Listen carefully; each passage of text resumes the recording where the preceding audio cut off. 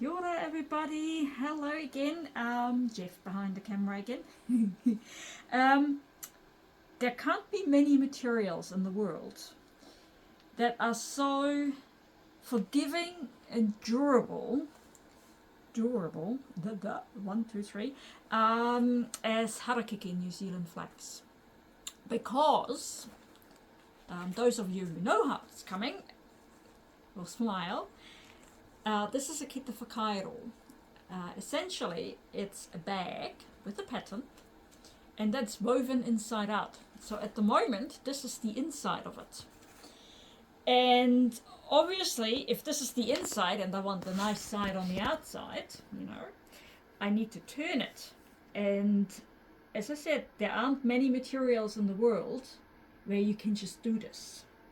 They just break or fall apart or whatever else. So I love this, absolutely love this. So this is all natural here, and I just wove this over the last day.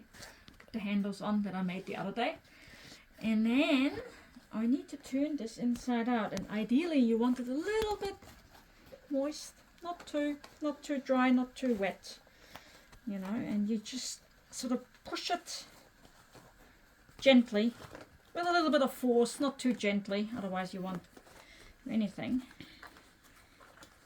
And you sort of, and honestly, show me another material that can do this. I'd love to know about it. Right. And then push the insides out.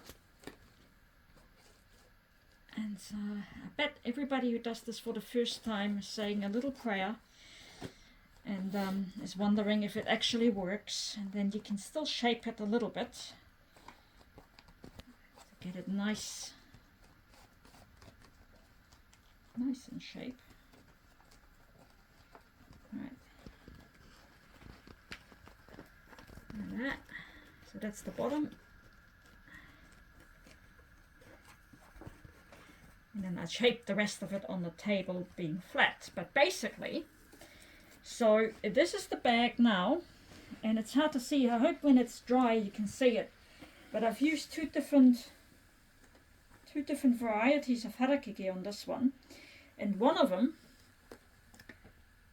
these darker bits, when they're dry, they look very purple. That is the natural color of this Harakeke.